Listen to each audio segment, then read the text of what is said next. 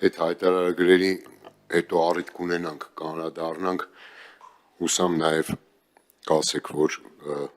2 տարի անընդհատ որ կրկնում ենք այդ խնդիրների մասին, ի վերջո 2 տարի անց լավագույն մասնակի անդրադարձակ այդ լուծումները բերեցիք, մարդկանց ուսերից էլ անիմաստ մի հատ մեծ բեռ հանեցիք, հատկապես այն մարդկանց, ովքեր դե կարճ եմ անդրադառնում։ Հիմա հարցս, պարոն Թովմասյան, նախ այս նախագիծը բնականաբար այն ինչ որ նորարարություն է եւ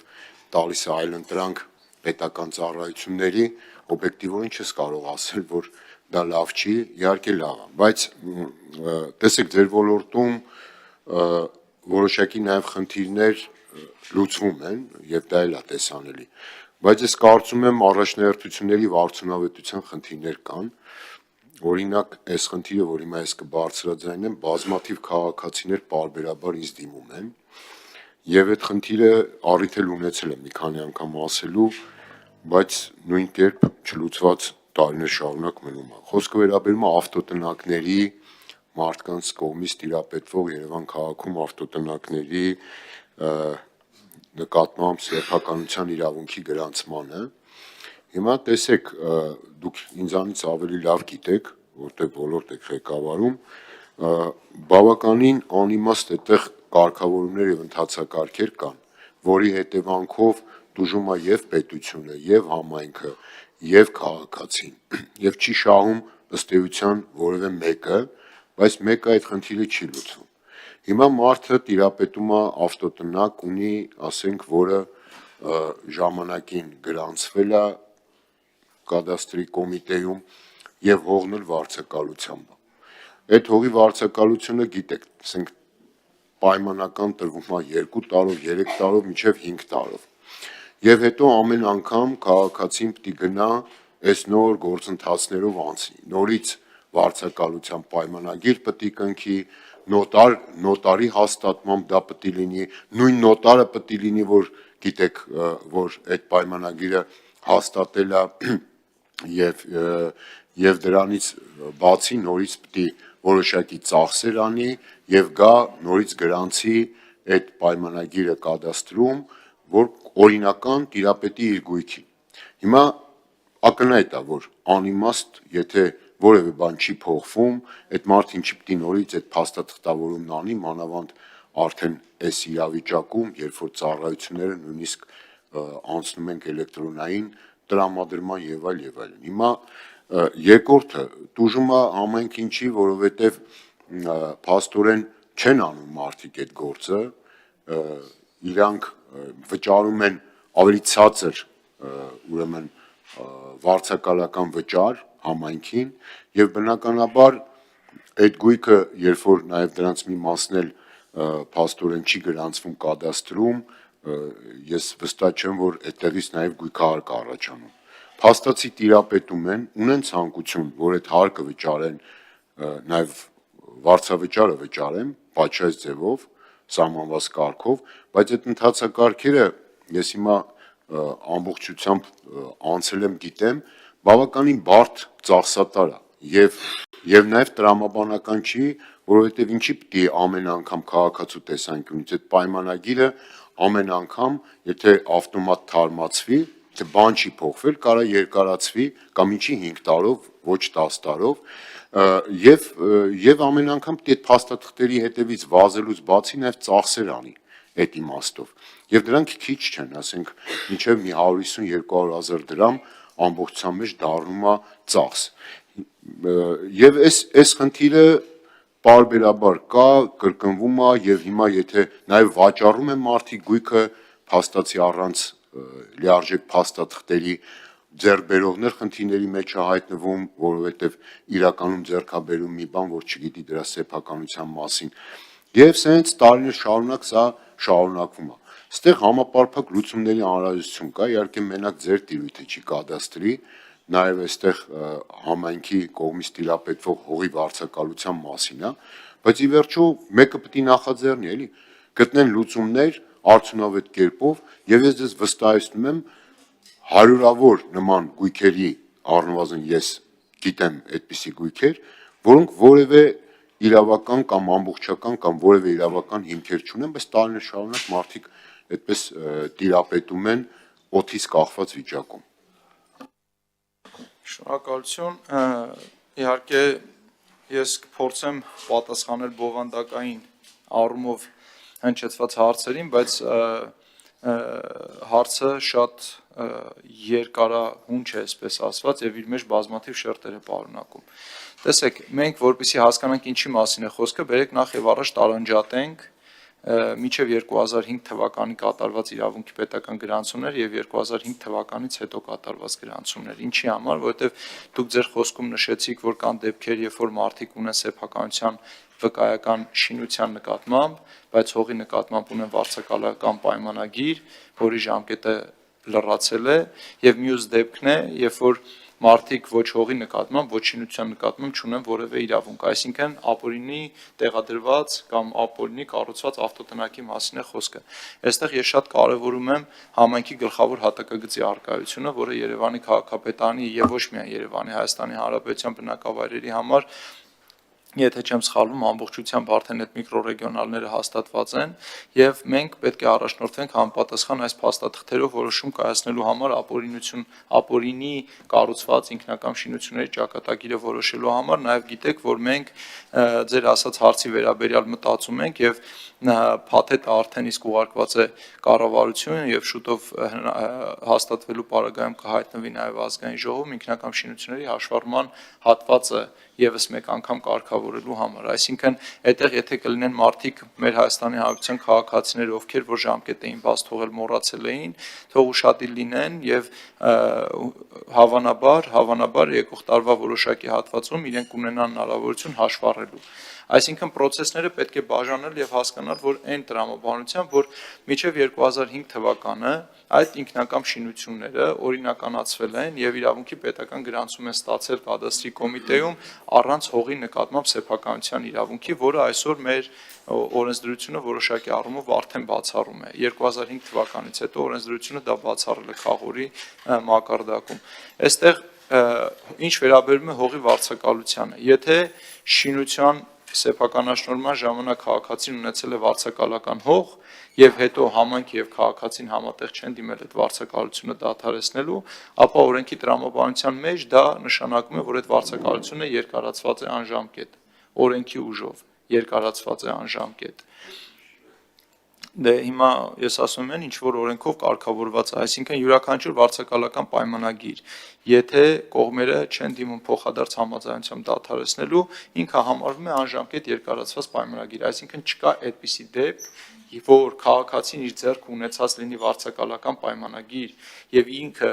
իր դիմումով հրաժարված չլինի դրան կամ համայնքի հետ համատեղ դիմումով իրենք հրաժարված չլինեն դրանից կամ որևէ այլ դատական ակտով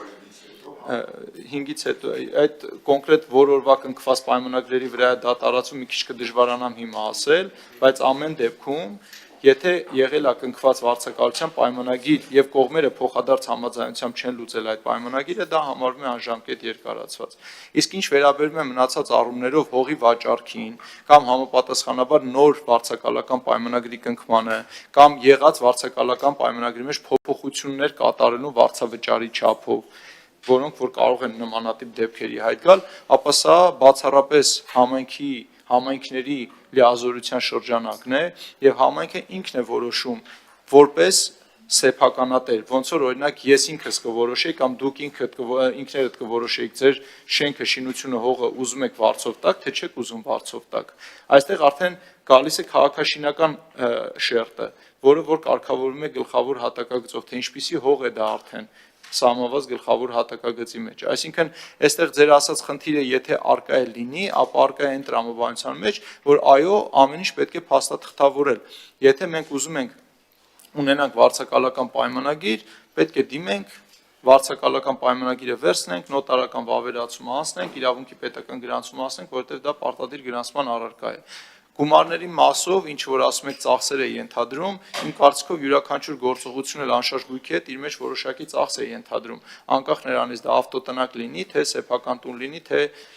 բնակարան լինի։ Եվ բովանդակային առումով մենք այս ինքնակամների օրենքը երբ որ բերում ենք, ստեղծում ենք հնարավորություն այն մարդկանց համար, ովքեր մոռացել են կամ ժամանակի բացթողում են ունեցել կամ տեղեկացված չեն եղել իրենց ինքնակամ շինությունները հաշվառելու, իսկ այն մարդիկ, ովքեր որ ունեն իրենց ձեռքում սեփականության վկայական, շինության նկատմամբ որևէ մեկը Հայաստանի Հանրապետության օրենսդրությամբ չի կարող իրենց ձեռքից այդ սեփականության վկայականը վերցնել, դա իրենց վկայականն է։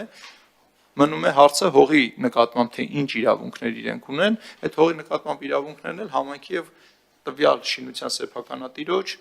բանակցությունների տիրույթ է, որտեղ կադաստրի կոմիտեն չի կարող մտնել ընդհանրապես։ Այսինքն, երբ որ համայնքը կորոշի, որ վաճառում է կամ ուղիղ վաճառքով է, դա գալիս է մեզ մոտ ընդհանրապես իրավունքի պետական գրանցում ստանալու։ Բայց վաճառել թե չվաճառել, դա մեր տիրույթը չի, այդ մասով չեմ կարող պարզաբանումներ տալ։ Շնորհակալություն։ Տեսեք, ես էլ բավականին բարդ ձևակերպեցի հարցը, դուք էլ բավականին բարդ պատասխանեցիք, հիմա այդ քաղաքացիները վստահ են բան չհասկացան։ Հիմա դե հես կարայի, ասենք, բայց դուք կարայիք պարզ պատասխանեիք, հիմա լուր, լավ, ինչևէ, հիմա տեսեք, պարզ բան եմ ասում եմ, պարոն Թովմասյան, ես Հայաստանի Հանրապետության քաղաքացի եմ, ունեի այդպիսի պայմանագիր, որը լրացել էր եւ ինձ ուրեմն համայնքի ներկայացուցիչները ասեցին, այդ ողջ ճանապարհով անցել եմ։ Հիմա դուք ինձ ասում եք օրենքի ուժով եւ այլն։ Ես վստահ չեմ, որ իրենք օրենք են խախտել եւ հետեւաբար հարցս շատ ավելի պարզ է, այսինքն այդ կատեգորիայի մարդկանց համար այդ պայմանագիրը այո, պետք է շարունակվի, քանի դեռ բան չի փոխվել, եթե վարձավճարը տեղ պետք է փոխվի, վարձավճարներ կարան կանչեն, ծանուցեն, փոփոխեն, բայց նորից այդ նոտարի գրանցում, հետո այդ պայմանագիրը նորից գալիս է կադաստր, այս ամբողջ խնդիրը ծախս է դա ենթադրում, կադաստրում նորից գրանցել, ժամանակի ծախս եւ այլն։ Ասում եմ, այս անիմաստ փուլը պետք է հանվի, ոչ թե որ չպետք է գրանցվի կամ համայնքը տերնա իրավունք չունի վարձավճար բարձրացնի եւ այլն։ Այս ամեն ինչը հասկանալի է, պրոցեդուրայի մասին է խոսքը։ Իսկ երկրորդ մասով այն ինչ որ ասում եք բերենք հաշվառենք եւ այլն, նկատի պետք է առնվի այստեղ նաեւ կադաստրի կոմիտեն, որ 10 տարի, 20 տարի, 30-40 տարի մարդիկ այդ գույքը տիրապետում են։ Ձևը պետք է գտնվի 40 տարվա գույքա տիրապետում են, ըստ էության հարկեր եւ վճարներ չեն կատարում, ասեցի ինքը տիրապետողը ռիսկի մեջ է, որովհետեւ կարա կորցնի այդ գույքը եւ այլն եւ չի կարողանում ամբողջությամբ լիարժեք արդյունավետ տիրապետի տնօրինի իր սեփականությունը, օգուտ կլինի, պետություններ կօգտվի եւ համայնքը կօգտվի, որովհետեւ վարձավճարներ կգան եւ նաեւ հարկերի, այդ թվում նաեւ գույքահարկ կհաշվարկվի, կվճարվի։ Այս է խնդիրը, այսինքն սա պետք է մեկ գույք չի, 10 չի, 100-ն են դրանք, գուցե հազարավորներն են եւ համապարփակ լուծում պետք է նստվի, որոշվի, համապարփակ լուծում տրվի այս երկու կատեգորիաներ միասին եւ սա վստահ եմ ինչքան հետաձգվում է, այնքան իր լուծումը ավելի բարդանում է։ Շնորհակալություն, տեսեք, էլի պարոն Ավետիսյան, դուք ասում եք ինչ որ անիմաստ գործընթաց, ես այդ շղթայի մեջ վստահաբար ես չեմ տեսնում անիմաստ գործընթաց, ասեմ ինչ տրամաբանությամբ չեմ տեսնում։ Այսօր մենք արդեն ներենք դրել այն համակարգը, որ քաղաքացին եթե որևէ իրավ հաստատող փաստաթուղթ է ստանում, ինքը այլևս չի գնում այդ իրավ հաստատող փաստաթուղթը համայնքից տպած թղթով վերցնի, հետո տեղից հետո գա հասնի կադաստրի կոմիտե, այսինքն եթե դուք այդ ժամանակի կորուստն եք հաշվում, ժամանակի կորուստ չկա, որովհետև այդ իրավ հաստատող փաստաթուղթը համայնքը անմիջապես ներաբեռնում էլեկտրոնային համակարգ, քաղաքացին մի հատ SMS հաղորդագրություն է ստանում փաստաթղթի ծածկագրի վերաբերյալ, հետո տվել ենք մի հատ էլեկտրոնային հարթակ եկադաստր.am կայքով, ասում ենք հարգելի քաղաքացի,